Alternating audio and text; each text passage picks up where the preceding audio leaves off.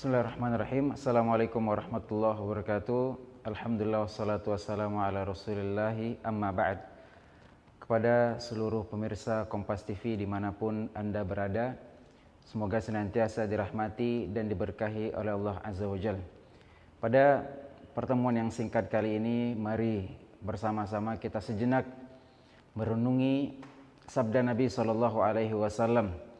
Karena sejatinya Nabi SAW adalah seorang Rasul yang diutus Allah Subhanahu wa Ta'ala dengan membawa risalah, dengan membawa kebenaran, dengan membawa rahmat, bukan hanya untuk pribadi Muslim, tapi rahmat Nabi SAW juga berlaku bagi sekalian alam. Kata Allah Subhanahu wa Ta'ala, "Wa ma arsalnaka illa rahmatan lil alamin." Tidaklah kami utus engkau Muhammad melainkan membawa rahmat, kasih sayang kepada seluruh alam semesta. Dan di antara sabda Nabi SAW, petunjuk Nabi SAW, ini tips agar bagaimana kita bisa meraih kebahagiaan, meraih kesuksesan di dunia ataupun di akhirat. Dalam sebuah hadis yang diriwayatkan oleh sahabat Abu Hurairah radhiyallahu taala an, Nabi SAW bersabda, "Al-mu'minul qawi." Seorang mukmin yang kuat. Khairun wa ahabbu ilallah. Lebih baik dan lebih dicintai Allah Subhanahu wa Ta'ala minal mu'minid dhaif, dibandingkan seorang mukmin yang lemah. Wa fi kullin khair. Akan tapi mukmin yang kuat ataupun mukmin yang lemah, semuanya sama-sama berada dalam kebaikan. Ihris, kemudian kata Nabi SAW, ihris, semangatlah ala ma yanfa'uk, lakukan sesuatu yang bermanfaat untukmu. Kemudian wasta'in billah, minta tolong kepada Allah Subhanahu wa Ta'ala. Wala ta'jas, jangan sesekali engkau menyerah, jangan sesekali engkau patah arang, jangan sesekali engkau berhenti dan mengeluh. Wala ta'jas. Wa in asabaka syai', dan apabila sesuatu menimpamu, sesuatu yang tidak engkau inginkan menimpa, fala takul, jangan sesekali engkau katakan, lau anni fa'altu kadza kana kadza. Kalaulah aku melakukan ini, pasti yang terjadi ini. Kalaulah aku tidak lakukan ini, pasti tidak akan terjadi ini. Jangan sesekali kita ucapkan itu. Walakin kul, kan tapi katakanlah qaddarallahu wa ma syaa fa'al. Kan tapi katakanlah qaddarallah. Ini sudah Allah takdirkan, dan segala yang sudah Allah takdirkan pasti fa'al, pasti terjadi. Fa inna law taftahu amal syaitan. Karena sesungguhnya ucapan law, sekiranya, seandainya, taftahu amal syaitan, akan membuka selebar-lebarnya pintu syaitan untuk menggoda kita. Ahibati fillah rahimani wa rahimakumullah. Hadis yang mulia ini, Nabi SAW mengajarkan kepada kita agar bisa menjadi seorang mukmin yang sukses. Diawali Nabi SAW mengatakan seorang mukmin yang kuat, khairun, lebih baik, lebih dicintai Allah, minal mu'min ad-dhaif, dibandingkan mukmin yang lemah. Para ulama berbeda pendapat tentang makna kuat di sini. Sebagian mereka mengatakan kuat di sini adalah bimakna am, kuat apapun. Kuat fisiknya, kuat badannya, kuat hartanya, kuat relasinya, kuat apapun. Sebagian ulama yang lain mengatakan al-qawi di sini adalah yata'allaq bil iman. Kekuatan di sini adalah kekuatan iman. Kenapa? Karena Nabi SAW mengawali dengan al-mu'min. Artinya seorang mukmin al-qawi, yang kuat adalah seorang mukmin yang kuat imannya. Lebih baik dibandingkan seorang mukmin tapi lemah imannya. Ala kulli hal, dengan perbedaan pendapat yang ada, semuanya mungkin bisa kita kompromikan. Artinya adalah apapun kekuatan yang kita miliki, hartakah itu, fisikkah itu, relasikah, dan seterusnya, apabila mampu menambah keimanan kita, dengan harta kita bisa bersedekah, dengan relasi kita bisa membantu, dan kekuatan-kekuatan yang lainnya mampu menambah grafik keimanan kita, mampu kita bisa berbagi kebaikan kepada yang lain sehingga bertambah keimanan orang lain, maka insya Allah masuk juga dalam kategori al-mu'min al-qawi, seorang mukmin yang kuat. Lebih baik dibandingkan mukmin yang lemah. Meskipun mukmin yang lemah ini mungkin lemah imannya, lemah fisiknya, lemah badannya, lemah hartanya, selama dia mukmin, selama ada iman di dalam hatinya, dia tetap menjadi pribadi yang baik dibandingkan non-muslim yang kuat, perkasa, hartanya banyak, tapi tidak ada iman di dalam dadanya. Kemudian ahibati fillah rahimakumullah, ini adalah cita-cita. Ini adalah kesuksesan sejati di dunia dan di akhirat. Ini adalah tujuan. Kita ingin menjadi mukmin yang kuat. Kemudian Nabi SAW memberikan khutbah, memberikan langkah strategi agar kita bisa meraih mukmin yang kuat tadi. Apa kata Nabi SAW? Ihris, semangat. Subhanallah.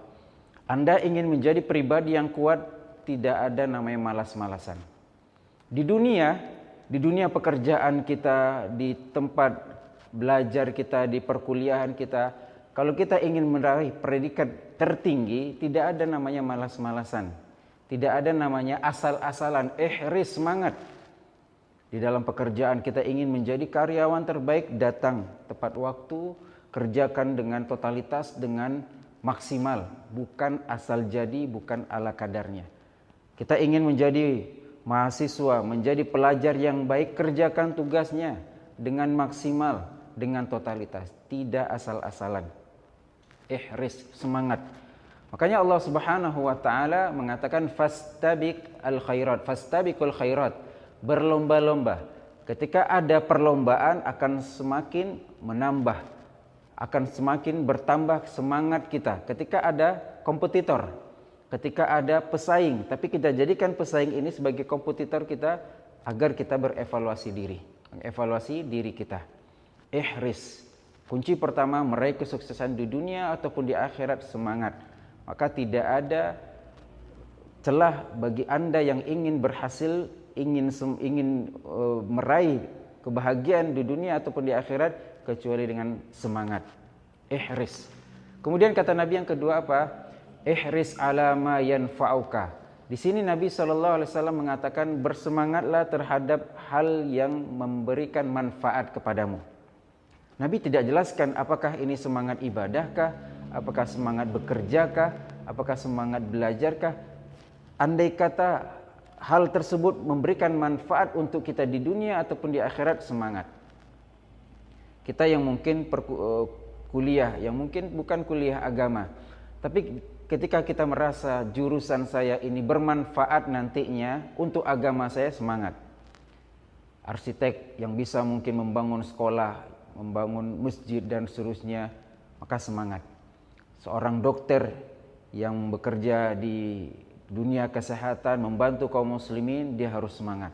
Begitu pula seorang penuntut ilmu agama, dia memberikan nasihat, siraman rohani, dia tidak boleh asal-asalan dalam belajar. Semangat untuk melakukan sesuatu yang bermanfaat. Kebalikannya ahibati fillah rahimakumullah, kebanyakan kita semangat terhadap sesuatu yang tidak bermanfaat.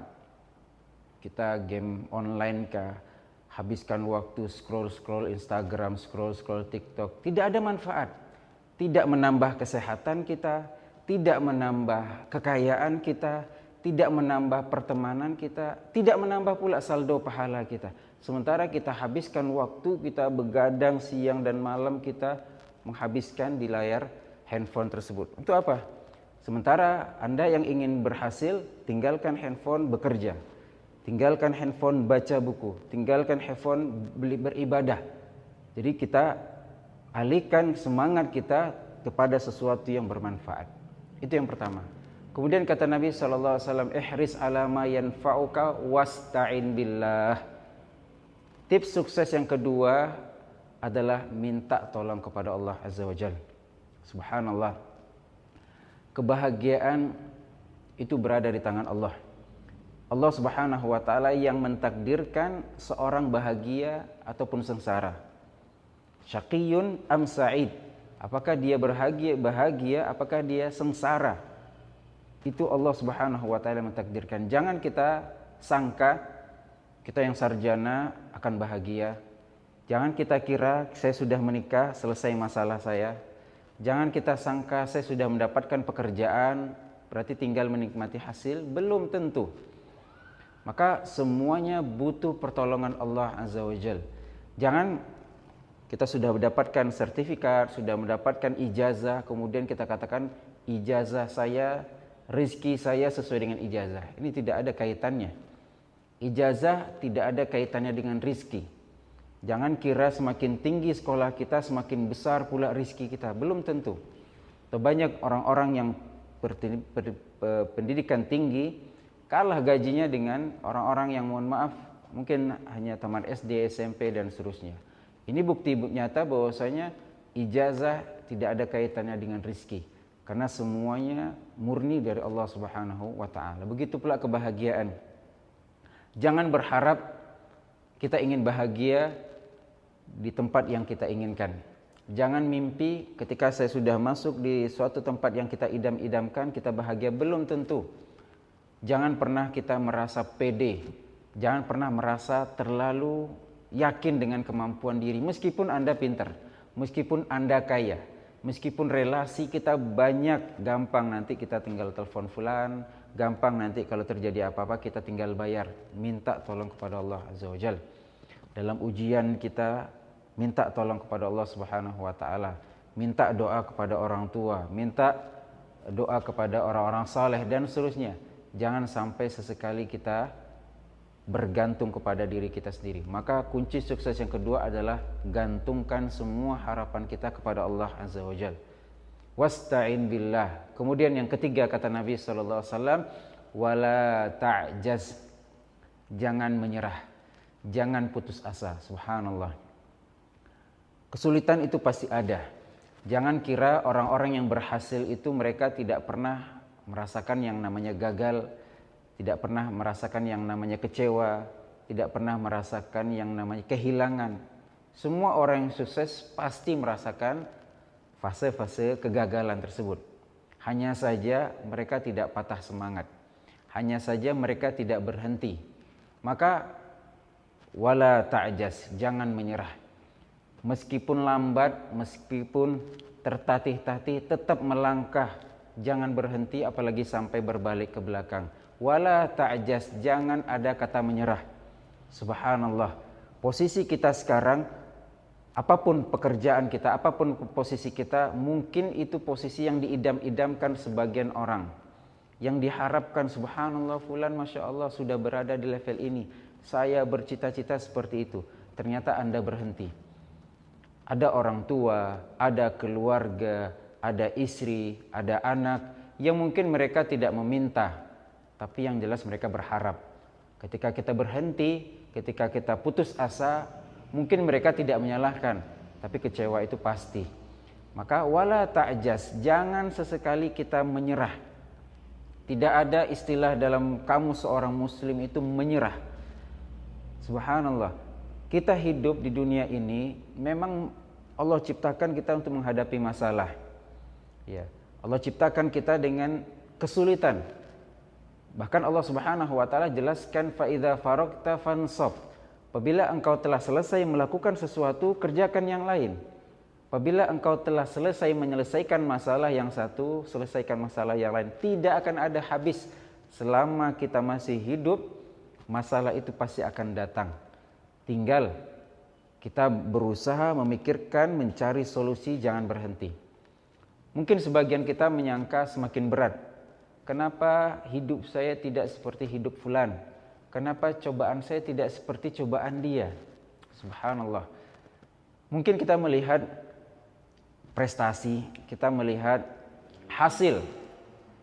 Kita jarang melihat proses. Jarang kita melihat, dan orang juga kadang tidak semuanya mengekspos usaha dan hasilnya, jatuh bangunnya. Yang mereka share ke kita adalah keberhasilan.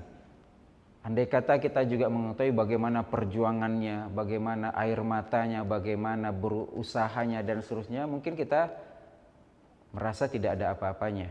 Maka ahibati fillah rahimani wa rahimakumullah, hidup ini memang untuk menghadapi masalah, dan semakin tinggi masalah yang kita hadapi, maka ini menjadi indikasi semakin tinggi pula level keimanan kita.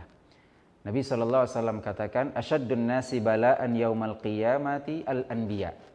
Manusia yang paling berat cobaan hidupnya di dunia bukan kita pelaku maksiat, bukan mereka pencuri, koruptor, tidak.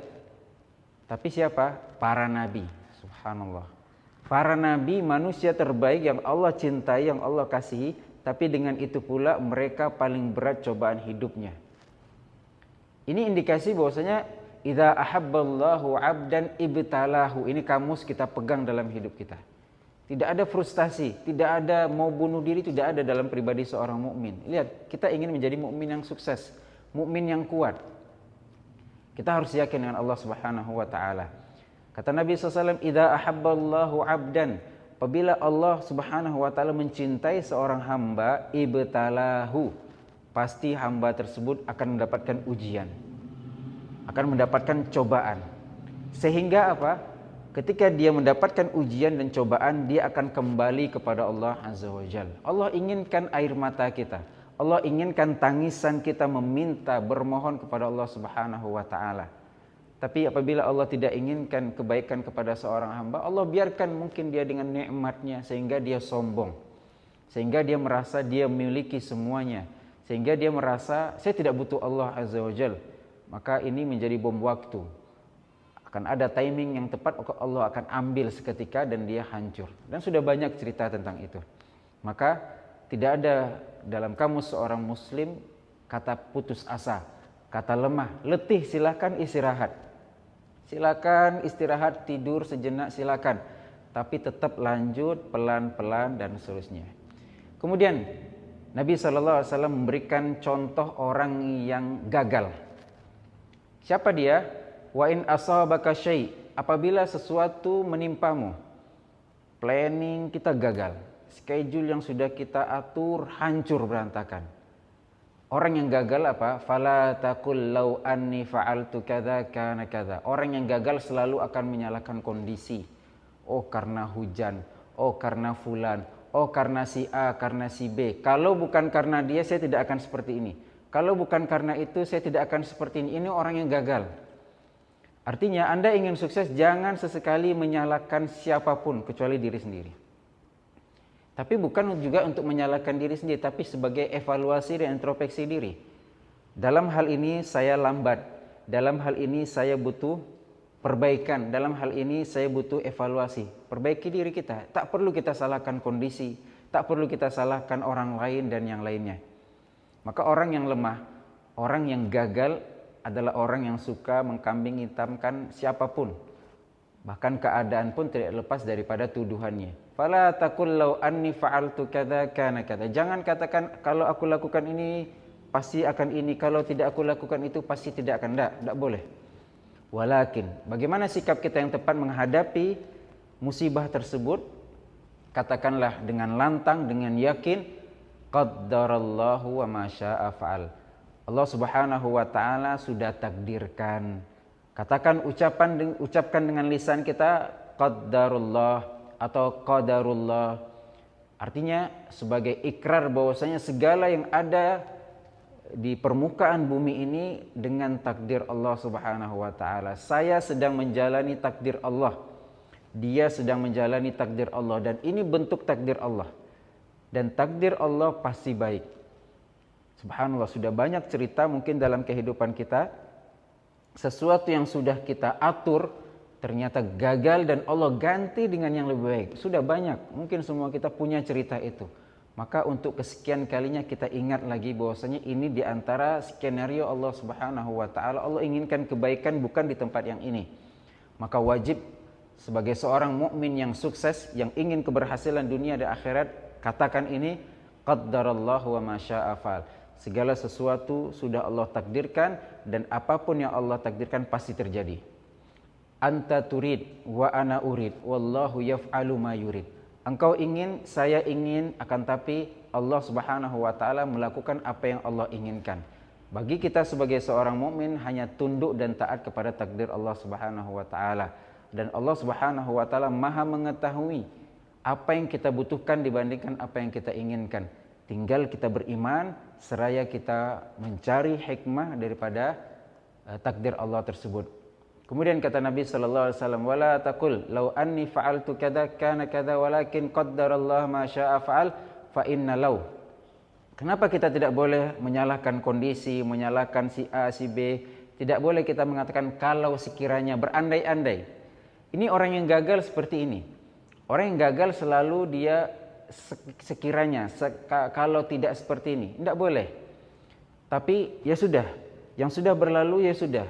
Kita tutup, kita jadikan pelajaran. Tidak boleh kita menyesali yang sudah berlalu. Kemudian kita terkukung dengan masa lalu yang memang tidak bisa kita perbaiki. Jadikan masa lalu kita pelajaran untuk kita evaluasi di masa depan. Kenapa?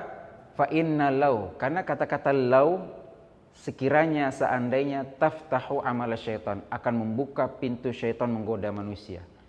Apa di antaranya? Kita tidak akan beriman dengan takdir. Makanya tak jarang ketika rencana kita sudah kita atur kemudian gagal, kita frustasi, kita stres, kita menyalahkan dan seterusnya dan seterusnya. Tapi seorang mukmin cukup katakan qadarullah masya'afal. Selesai, tidak ada celah syaitan menggoda keimanan kita. Kemudian apa?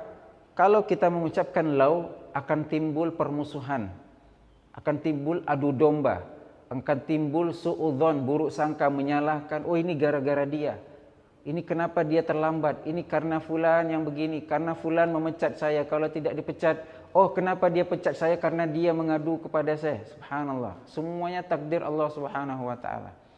Kalau saya dipecat, ya bagaimana sikap kita? Kalau saya dipecat di tempat ini, bahwasanya ini bukan rezeki saya. Saya hidup mencari rizki, bukan mencari uang. Dan rizki itu bukan hanya sekedar uang.